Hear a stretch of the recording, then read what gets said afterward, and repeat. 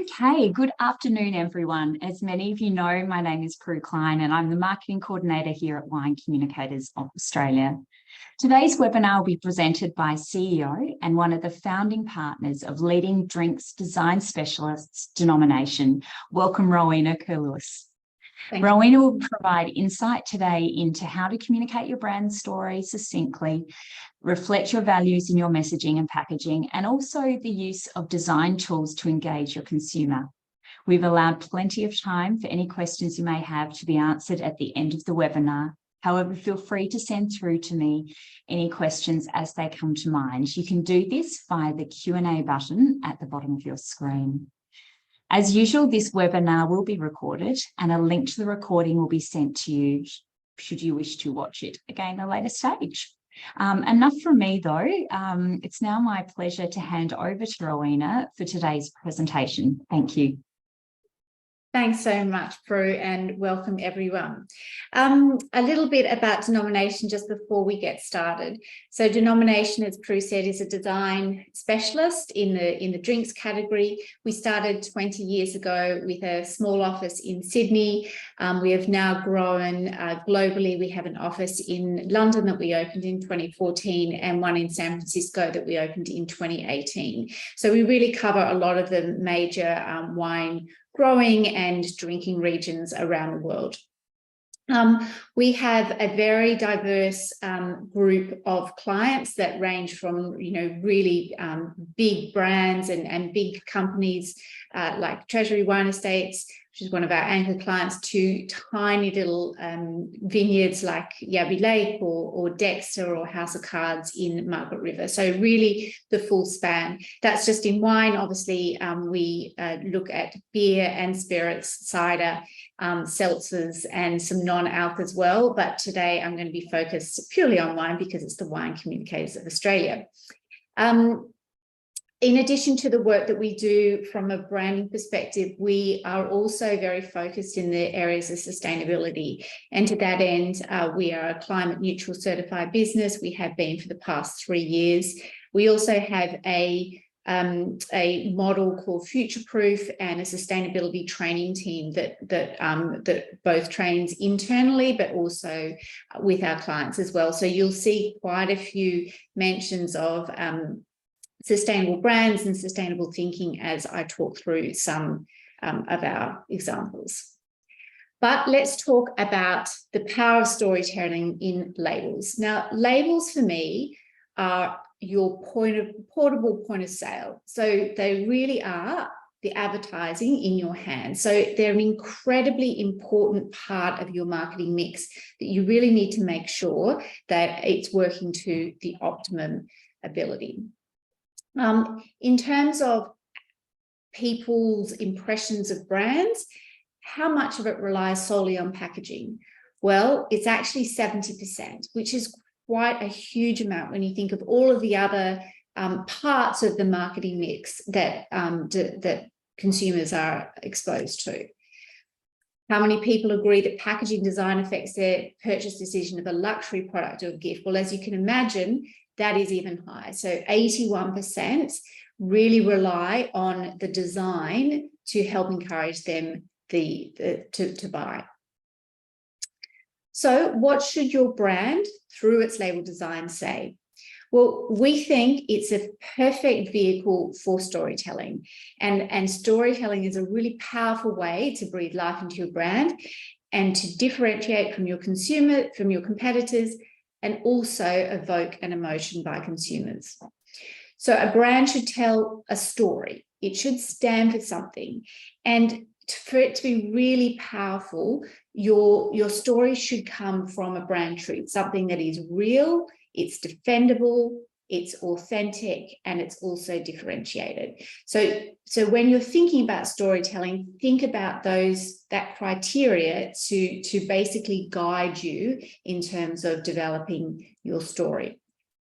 Now, when you're thinking about a story for a brand, there are lots of different ways that you can derive your story. So it might be from your history or the history of your region. It might be from your vineyard, or it might be from your purpose. So what your vision of your company or your brand or your winemaking is. It could be the personality of your owners, or it could be significant people to the brand or to the wine that aren't necessarily the owners. And I'll show you some examples of those. So here we go. Here's some examples of storytelling in brand so that you can kind of start to think about all the different ways that you can do this. So if you think about history, Yalumba the Kaylee is a wonderful wine. I think it's the Australian best red for 5 years in a row or something crazy. Incredibly beautiful wine, and it has been named in honor of Fred Cayley Smith, who is Robert Hill Smith's great uncle. Cayley Smith, when he was a youngster, actually did this huge adventurous tour for 2 years around the world, and he wrote to his father every day or every second day telling him of what he had found. So really interesting developments in horticulture, in orchards, in vineyards, and by building up this knowledge over a sort of 18-month period through these letters, he then came back to Yalumba and instigated practices that really have shaped the Yalumba nursery and the Yalumba vineyard today. So it was really important to really celebrate Fred's part in the Yalumba history, and we did that through the Kaylee. You can see on this packaging that all of the sort of various elements of the history are coming through. So little kind of what I call Easter eggs. We've got the Kaylee crest. We've got Fred's signature in the sort of brown ink that he used to sign in. We've got little tiny bits of detail at the top and on the left and the right. And then when we get into the tissue paper that actually wrapped it, you can see here, this is his actual journey that's actually on the tissue paper, and then the list of everywhere that he went during that 2-year journey. When you open the gift box, you'll have a little tiny covered book, and that will have the actual journey, and then it's also a photographic essay using the photographs that Cayley Smith took on his journey. So you can really see how the storytelling starts to come to life with different aspects of the packaging. Something that's different is when you're using the history of your region or your country to actually attach to your brand. So Fazzoletto is an Italian brand that we designed that was based on quite a revolutionary way of winemaking. So it was using berries that had been on the vines for a lot longer, so that there was a lot more sugar involved. And so it was quite revolutionary for this particular winemaker and region. So what we did was we called the brown Fazzoletto. Now, Fazzolettos are the neckerchiefs that the Italian partisan fighters used to wear during World War II. They were obviously highly rebellious. And so there was this lovely kind of connection between the rebellious nature of the Fazzoletto and the rebellious nature of the winemaking. So what we did is pull those two together and use the Fazzoletto to kind of revolutionize or poke fun at the old world, and to look at doing things in a much more edgy, modern, contemporary and groundbreaking way. So this is stories taken from the country and brought to the fore with our brand. You can tell the story of the vineyard, and I think Four Winds is a great example of this. So this is a little old now, but it's still fantastic case study. So this is what Four Winds used to look like, and really you didn't really get much of an idea of what the vineyard was, how special it was, and so when we were briefed to actually redesign this, we looked at their Instagram page, which was absolutely fantastic. Asked who took the photographs, and it turned out to be Sarah Collingwood, who's a very talented businesswoman, but also an incredibly talented photographer. So we actually used her images to bring to life what Four Winds Vineyard is all about. It brings to life the name by having windy images, but it also has the actual vineyard in various forms actually on the label. So you're actually bringing the various aspects of the vineyard to life that's beyond a sort of, classic vineyard landscape scene, but something that is more evocative and I guess intriguing in a way. Just as I won't go through the results of all of these because we'll be here for hours, but I think it's really important to look at that difference between what Four Winds was and what it became. These were results within 18 months of the redesign. It literally revolutionized the business for Four Winds. And we have continued just adding more varietals and now gins and so forth to that brand, but still in that same style. And you can see the financial results up here. There are other ways to bring your home or your vineyard to life, and this is a lovely one from Tasmania. Waterton Hall is actually on the beautiful Tamar River, an incredibly beautiful site. When we were actually taking the briefing, we were sat in front of the beautiful stained glass windows on the left-hand side. That was in. It used to actually be a little chapel for. They had a boys' school there at some stage, and this was the little chapel that we were sat in. And so whilst because I'm not a designer, didn't really notice very much, my business partner, who's our co-founder, Margaret Nolan, was just picking up on all of these little details. And so when we actually came to designing or redesigning Waterton Hall, she actually incorporated all of the sort of architectural features from the site. So you can see on the veranda they had these incredibly unique archways, and so we made that into the actual brand lockup that features on the front, and then the back label is in that actual shape as well. The green comes from the stained glass window, and that became our brand color. Very unusual, but beautifully sort of crisp and clean, just like the sort of landscape of the Tamar River. The background patterns were taken from different aspects of the vineyard. So you can see that they were taken from wallpaper, as in with the Riesling. With the Shiraz, they are actually the patterns of the convict-built barn that's at the back of Waterton Hall. So we followed that, and on the Viognier, you can see where that's come from in terms of the stained glass window. And there's that shape on the back label. Always pay attention to the back label and make sure that that includes some of that storytelling as well. So you can see on the back label here, it's just got a little label inspired by the brickwork details and the vineyard's convict-built barn.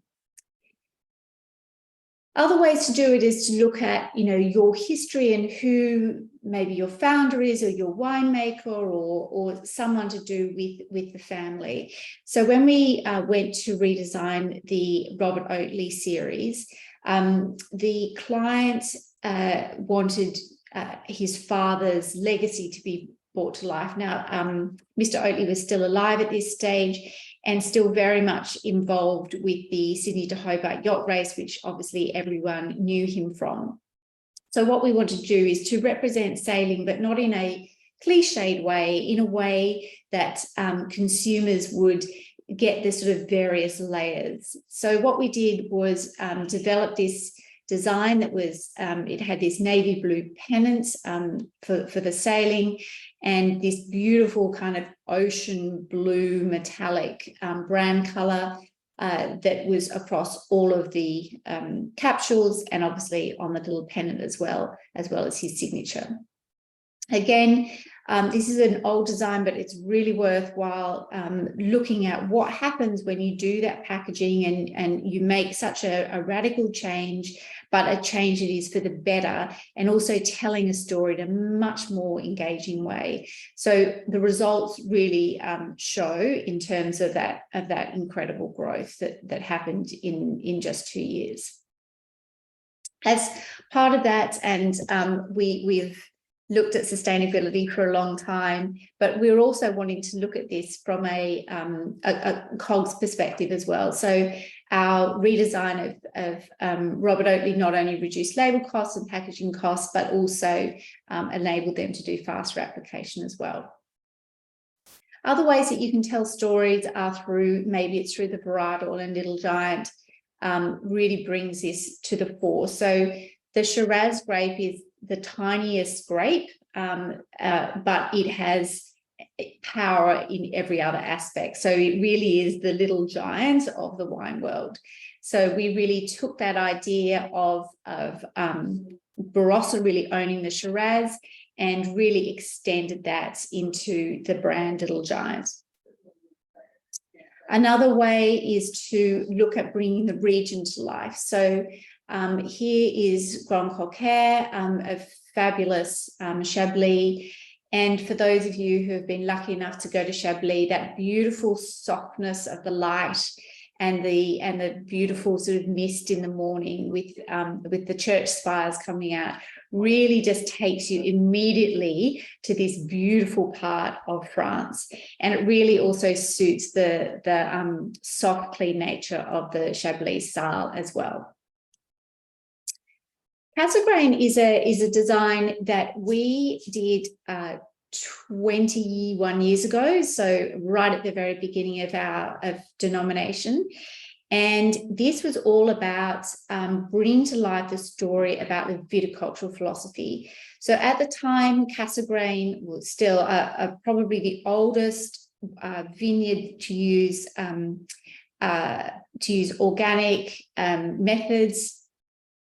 And we wanted to bring to life the biodynamic nature of their vineyard growing. So we use this beautiful circle that's the sun, the moon, the cyclical nature of the seasons. You know, it represents a whole number of different aspects of biodynamic. And what it does is when we put it across the labels, it creates this sort of really kinetic energy as your eye goes right across the various different SKUs in that range. We use that little symbol on top of all of the capsules, and then in various forms, art pieces, brochures, etc. You can also look at your brand purpose. So Wise Wolf by Banrock Station is one that we put through last year. And this is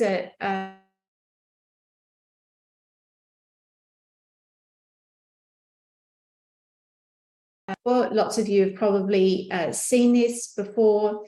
It has got a lot of publicity. This was about making sure that Wise Wolf paved the way for others in the industry to follow. So Wise Wolf was all about sustainability, and this was every part of this packaging design is about sustainability. So it's got 100% recycled glass using post-consumer waste. The labels are 100% recycled paper. The closures are 100% recycled plastic, and the cartons are 100% recycled pulp. So altogether, the packaging is 95.1% recycled. There's obviously small amounts for glue and various adhesions and inks and so forth that can't be. But, you know, really telling the story of this sustainable piece in every aspect. So you can see we've got a little QR code on the front that you scan, it gives you much more information. We've got the carbon neutral certified on the top, and then everywhere you go on Wise Wolf in terms of key visuals, website, back labels, etc., tells that story in different ways. So your brand really should be a reflection of its values and the way that it'll connect to consumers who appreciate or are attracted to those same values. So what we really talk about is like attracting like. And in order for those consumers to really form a personal connection with your brand, I love this quote because it's about making sure that those stories are authentic and creative and resonate with their with consumers, because consumers often want to merge their own personality or their own personal identity into something larger. So they want to really enter the world that the story lives in and share and be defined by that story as well. Tread Softly really takes that thinking and brings it to the fore. So Tread Softly is a brand that was designed for fourth wave in 2019.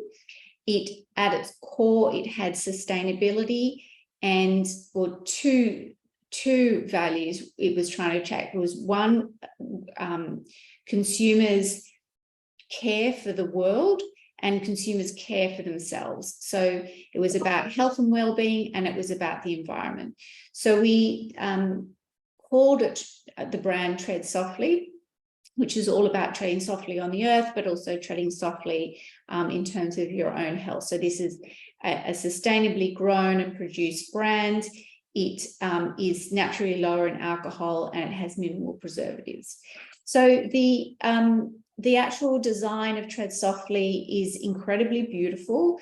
Everything about it from a semiotic point of view feels really natural. It feels really caring. And so it's bringing that sustainability story to life, not with explicit words like, say, Wise Wolf, but through the feeling that, that Tread gives you. It has been incredibly successful in the market. We have been able to extend it beyond just table wines, but into the gin category, into the sparkling category through Prosecco, both bottle and can. We've now done Everything Except, which is the non-out version. And with every single case that has been sold, the brand plants a native tree in the Tread Softly forest. Last October, they actually planted the 1,000,000th tree, and I'll show you that in a minute. But what has happened is that purpose and that story and that emotional connection has created what we as a brand refer to as the Tread Tribe. So, you know, the Tread Tribe followers are incredibly active.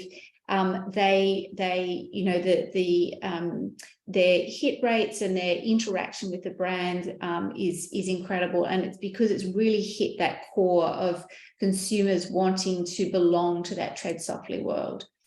So I mentioned the forest earlier. This is a little video that was taken last year before the 1,000,000th tree was planted.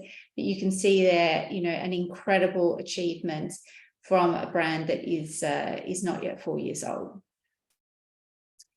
So we talk about why your story really should create an emotional response.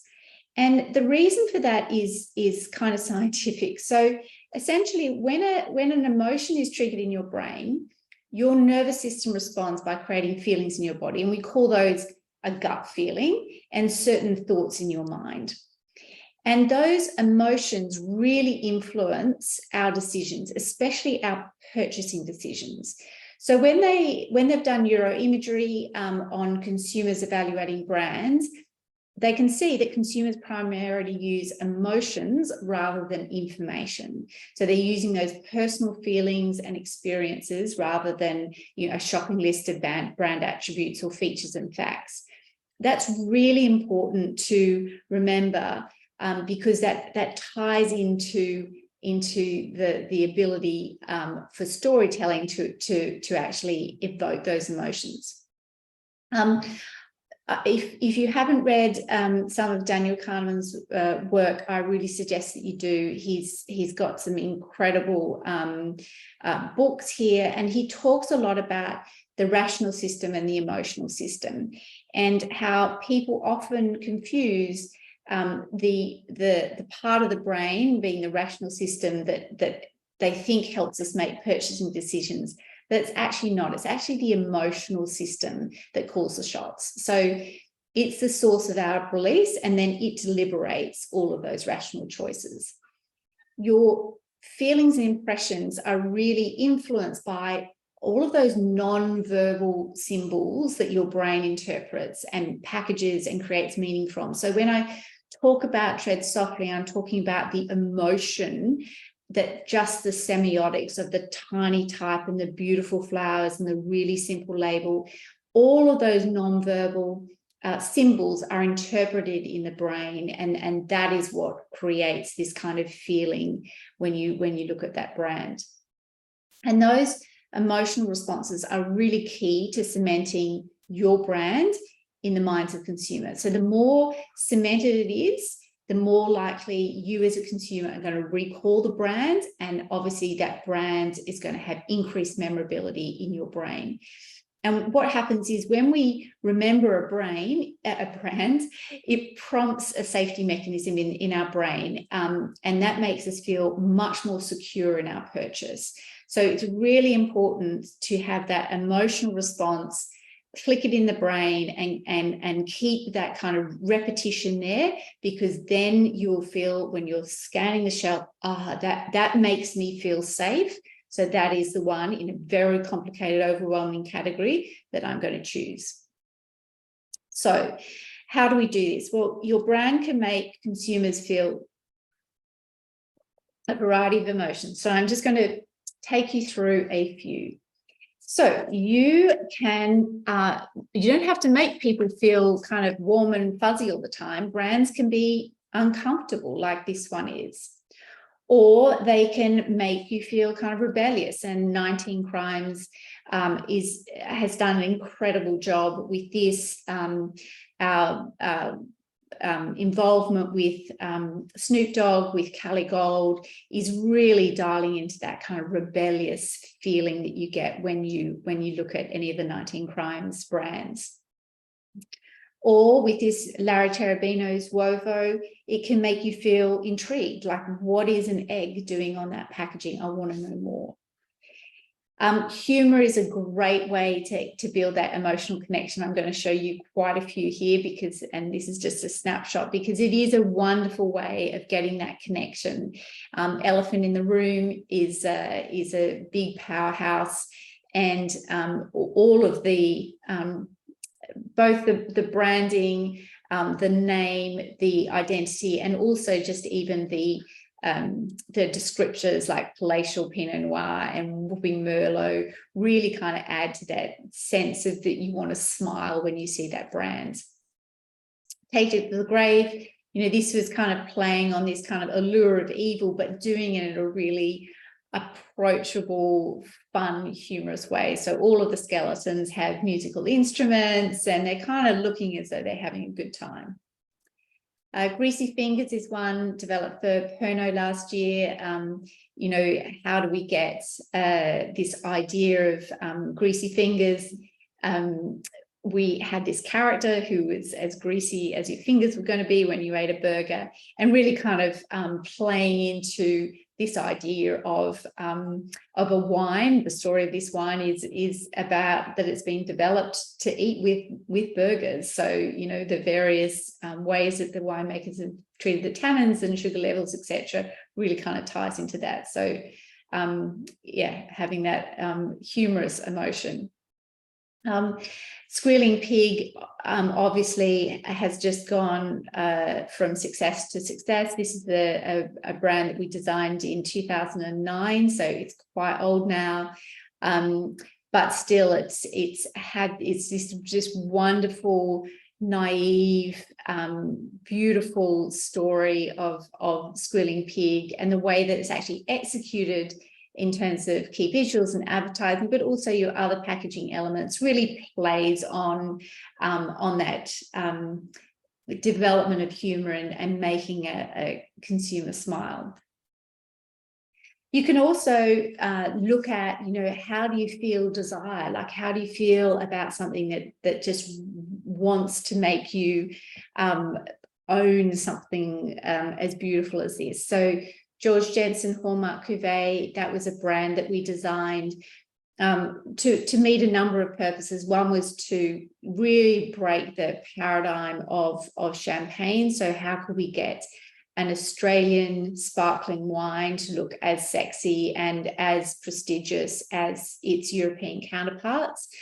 So we did that through this collaboration with the George Jensen jewelry brand and lifestyle brand. It also answered a consumer desire for a gift with purchase, because often these when you're taking sparkling, you're taking it to share with someone, and so leaving behind a gift once you've actually consumed the product. And then the third thing was, answering a consumer problem. So how do you keep the bubbly wine bubbly when you only want to have a few glasses? Now, lots of people would say, why would you just stop at that? But there are a few people who'd like to put the cap back on. So it was doing all three things, but I think the overriding was that it just looked incredibly desirable. And so that feeling that you got when you actually bought it is the thing that then reinforces that decision and I guess takes you into that world that the brand owns. Penfolds is a wonderful brand that we've worked on for at least 21 years. I've worked on it a little longer. And a lot of the limited releases that we do is all about sort of feeling prestigious and envied by your friends. So these are some of those limited editions, that by having really beautiful attention to detail, or this sort of really kind of masculine, strong feel to the super blends, or something just incredibly beautiful and detailed and contemporary like the recent Yatana V, really kind of builds that sense of being envied and being in the know with Penfolds. And finally, it might just be about wanting to be carefree. And so Le Monet is a lemon aperitif that makes you feel like you want to be in the sun in California or an island. It's got that lovely kind of sense of carefree, in the same way, at a different sort of price point, but the same way that Barramundi works in that you look at that and you just feel, it brings back memories of either backpacking or just wanting to take off and explore the world. So some key takeouts. Remembering that when you develop a story, it must be authentic, it must be grounded in truth, be real and defendable. Those brands that really reflect their consumers' value systems are more likely to succeed. And think tread softly. And then triggering that emotional connection between your brand, the story, and the consumer will really encourage memorability. And remember, when you've got that memorability, you've got that safety factor. And so you've got an increased chance of that consumer picking your brand back up again when they're overwhelmed by what the bottle shop looks like. So thank you very much. I can see some questions there, so I'll stop sharing my screen. Wonderful. Thank you so much, Rowena. And you've inspired me. I think after work today, I'm going to go for a browse through the bottle shop and have a look. I think I'll look at labels differently. And it was really, really insightful and some great storytelling behind those brands that you've shared. For everyone online today, please, we've got some time now to ask Rowena some questions, get her expertise on the whole space of label design and branding. So flick those through to us now. But Rowena, we do have a couple of questions already in there, so we'll get Q&A started. Would you recommend for a label, what would you recommend for a label in terms of style and branding for a small family winery that hasn't got a sales team? It's a tricky one. So I guess it's, where do they, where's their starting point, if I'm interpreting that question correctly? So I think when you're a small winery, it makes it even more important to make sure that packaging design says everything, because that is really, you're not going to have any other sort of advertising or sales support around that. So I would really think about, what is unique about my brand, my wine, my story that I can bring to life. You don't necessarily have to think of it yourself, but when you're briefing an agency, you need to be really, they need to be asking you a ton of questions, and you need to be really open with just giving lots of kind of meat, I would say. So if I think about a brand like On the Fringe, that's a new one from Larry Cherubino. That actually, I mean, it's going to be tiny. I can't remember how many cases. I think he's doing 200 cases each of a Pinot and a Chardonnay.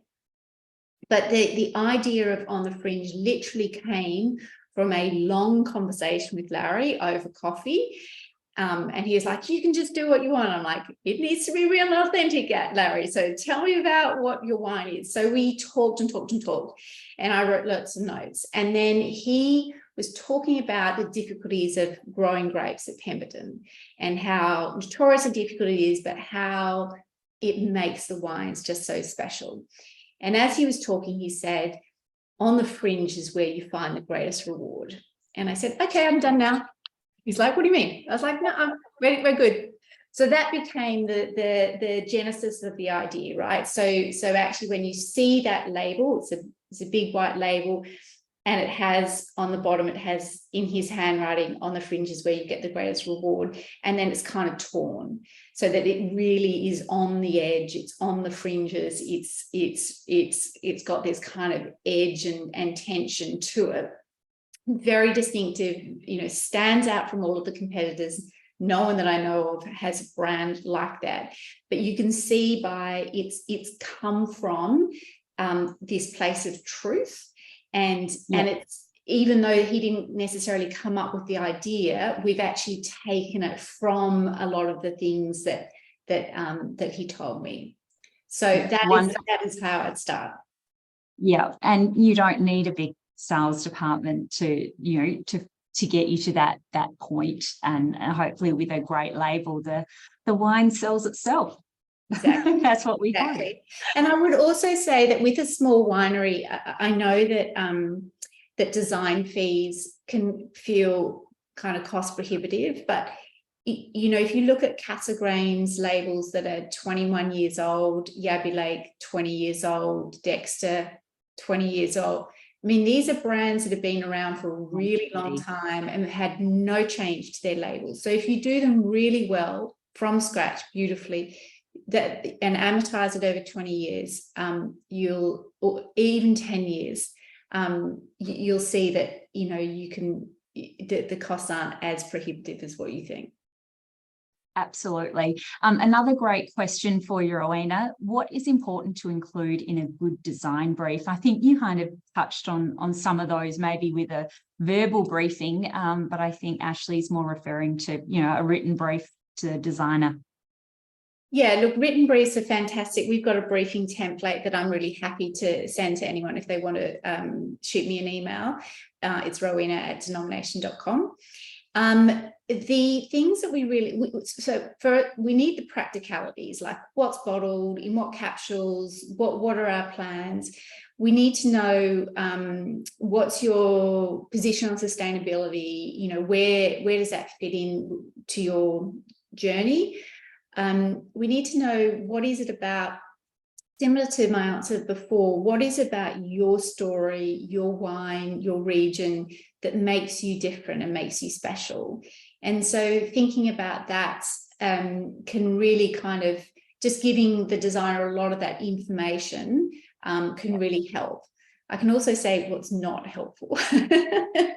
And what's not helpful is when you kind of come to us and go, I've been looking at all of this and I really like that typeface here and I like that design here. Can you just make me a design that combines that? You're never going to get a distinctive or a creative brand there, or something that is actually bringing that story to life, because you're just doing it as an executional sort of style kind of thing, which really doesn't work out in the market. Yeah, no, really good point. Thank you. Next question. Some of the examples shown had varietal differentiation through colour and some didn't. What's the argument for and against having colour to differentiate? That's a really fantastic question. It's a great question. Yeah. I'd answer it differently 10 years Personal preference? Or... No, I don't think so. I think it really depends on where your brand is marketed, whether it's marketed primarily if it's marketed primarily online or in groups of your own brand, so it's seen within the context of your range. I think varietal differentiation is really important. If it brings another level to your story, like if it's able to tell your story in different ways. And so I'm just looking at my desk here, just one tick, and I'll bring you some samples. Thank you. So these are second glance, these labels here, which are just so awesome. They're meant to be joyfully weird, and they are so joyfully weird. But you can see how using the various varietals to bring that idea to life, and the same with these ones here, the wild folk. Yep. They kind of, whilst they don't have different varietal colours, they have different images, and that kind of brings to life or extends that story beyond just one image and one colour. But it doesn't have to. So before we used to think about commercial wines needing colour coding for varietals, I don't think that is a thing anymore. I think that now that all retail stores are ranged by varietals, you're in the Chardonnay section, you're in the Sauv Blanc section. So really, it's not needing it to educate the consumer, is what you're saying. Yeah. Okay. Great. Thank you. Does working with a brand for over 20 years make new designs for it easier, brackets, as you know the brand well, or make it harder to keep it fresh? So you know the brand really, really well. That's a good question. Yeah, you are getting some great questions. Design is always... I think I speak on behalf of all of our designers to say that it is always challenging, whether you've worked with the brand or not. Design is challenging, right? Like, it's a hard market. It's overwhelming. It's complicated. So all labels really are relatively hard. I think once you know a brand intimately, it does allow you more flexibility and more confidence in doing things. So if I think about Penfolds, maybe if you first come onto Penfolds, you might be more traditional in your thinking, but because we've worked on Penfolds for such a long time, we know how that brand can really flex between uber traditional and absolutely beautiful like that Bin 170 and really contemporary like G3. So you really, once you understand the mechanics of the brand and the way that those various distinctive brand assets can work together or apart, then you can kind of have some flexibility. So I'd probably say everything is tough, but working on a brand for a long time does give you, I guess, greater confidence with moving that brand on. Fabulous. Thank you, Rowena. Do you have any tips for how to approach a rebrand or brand refresh when you've already had a low and established following? How do we ensure we don't alienate our existing customers or confuse them? Another very good question. It really depends on where that brand is in its life cycle. Are the sales starting to tip down? Who are those consumers that are buying it? Are they dying? Are we getting new consumers in to make sure that our brand is healthy for the next generation? So it really depends on that. I would do a really clear analysis of those distinctive brand assets, work out which ones really need to stay, which ones are truly distinctive, are they telling our story, and then work out how much we move forward. So often, you know, I've shown you two very revolutionary ones in that deck. So Robert Oatley and Four Winds, we virtually kept nothing from those, because really, as much as consumers liked the brand, did they love the packaging? No, they didn't. They loved the brand. So we just gave them a packaging design that they also loved. So there was this, then there's this greater connection because they both love the brand and now they love the packaging. So if you can do that and give them something better than what they've got, not just different, then you'll find consumers come along with that journey really, really well. And that's a really good point, that last thing you said, that there's no point on rebranding just because. There needs to be purpose behind it to help drive that success and great outcomes of storytelling and video.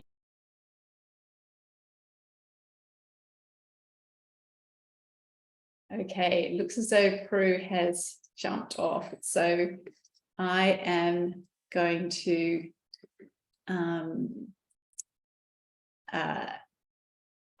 read out some of these things. So one that says, thanks, Rowena. I noticed the back labels you presented do not have any of the new mandatories now required, i.e. the pregnancy logo. How have you dealt with incorporating this now we lose so much space to tell the brand story? I couldn't agree more, though that pregnancy logo is just, honestly, it's the worst.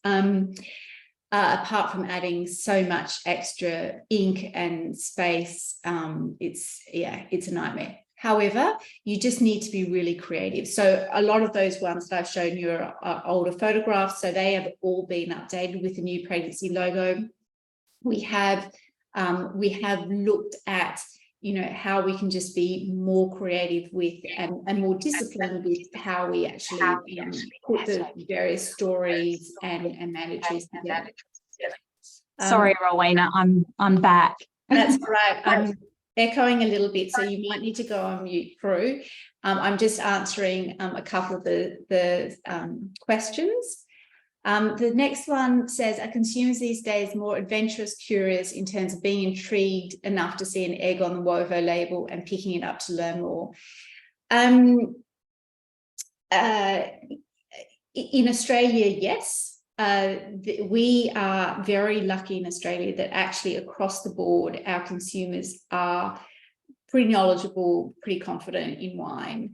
And that's across sort of all levels of involvement and all age groups. So with that confidence comes the ability to be able to explore. And I think if you look at the statistics that Endeavour Drinks Group have given over the past few years, the percentage of their sales with new products not existing, I think really reinforces that the consumers are after new and not old. So I wouldn't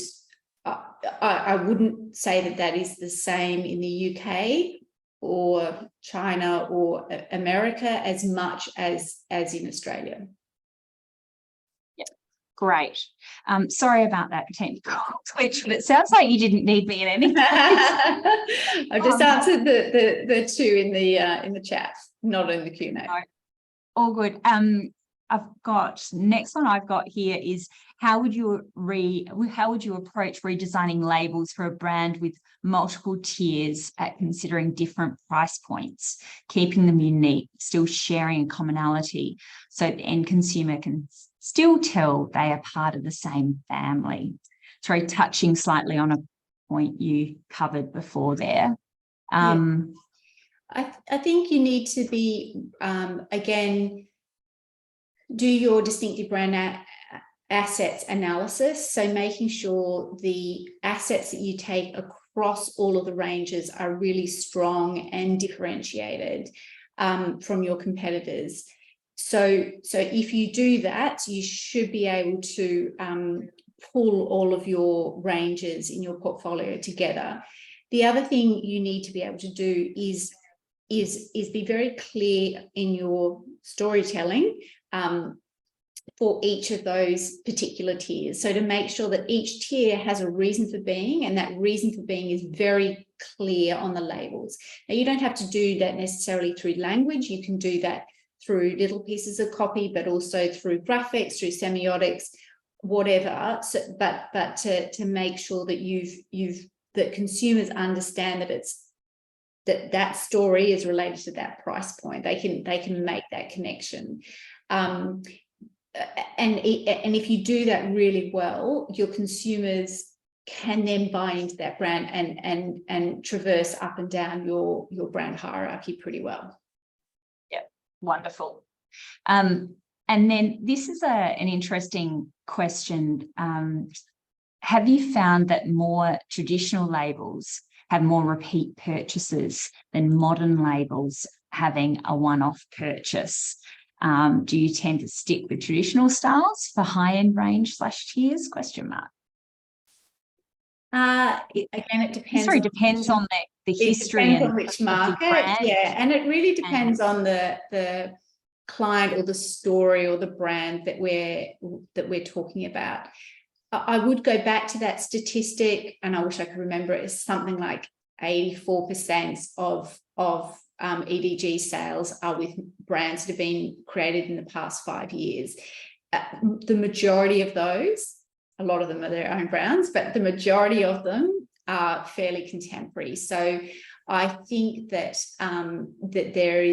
there has been a general move to more contemporary, interesting, adventurous brands over the past decades. There is still absolutely a role for traditional brands. I'm not sure that it's necessarily related to price point anymore.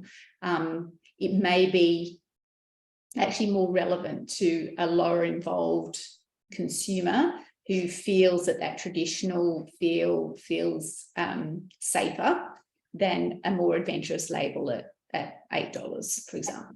And it kind of comes back to what you brought up in your presentation about the emotional connection to the brand.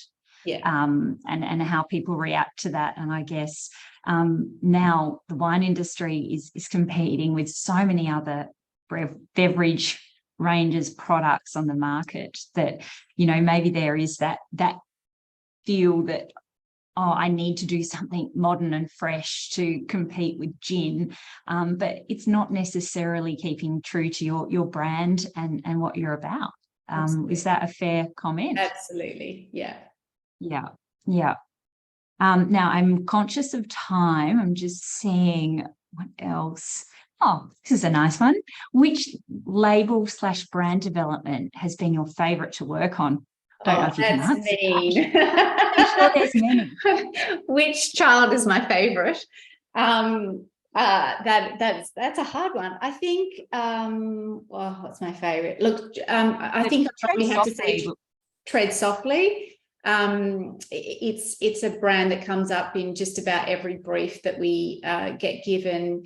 It's an incredibly likable brand in every sense. It's a beautiful brand to look at. It's got so much stretch that we've been able to do, and it's a fun one. It's doing things that are really different. I do love Wovo though as well. Larry gave us all creative freedom on that one, and as did Nicholas Crampton on Fourth Wave for Tread, but that makes a big difference as well.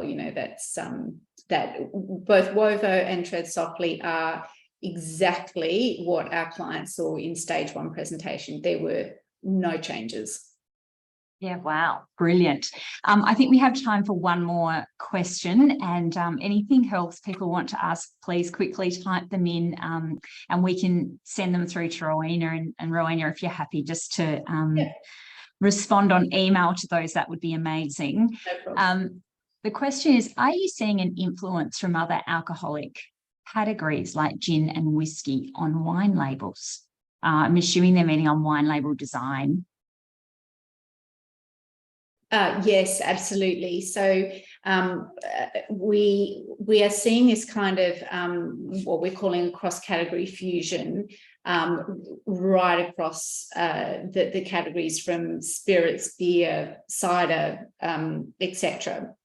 So you can see even with brands like I think it's Cooper and Thief, where they have a lot of that whiskey language on their brand.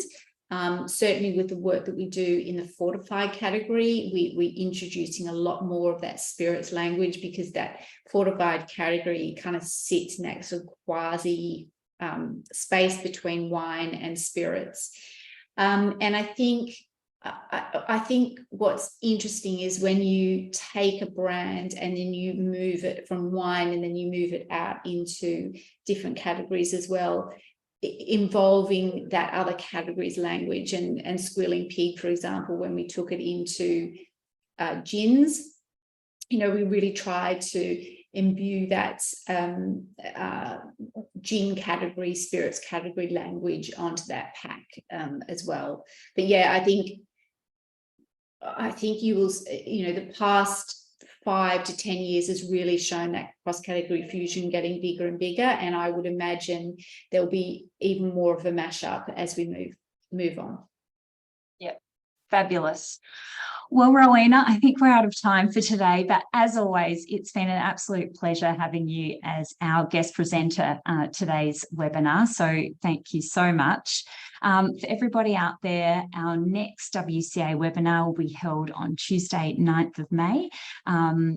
Wine Australia team will be presenting on Australian wine export trends in the post-pandemic world, with a focus on Southeast Asia. So stay tuned. Registrations will be live on our website this week for that one. For all our WCA members, recordings from all our past webinars are held on the WCA website under education. So feel free to go in there and browse and watch some fantastic sessions like the one we've had today. If you have any suggestions on webinar topics you'd like us to cover, please email me at wca@winecommunicators.com.au. Thanks again, everyone. Enjoy the rest of your day. Thanks, Ro. Thanks, Prue.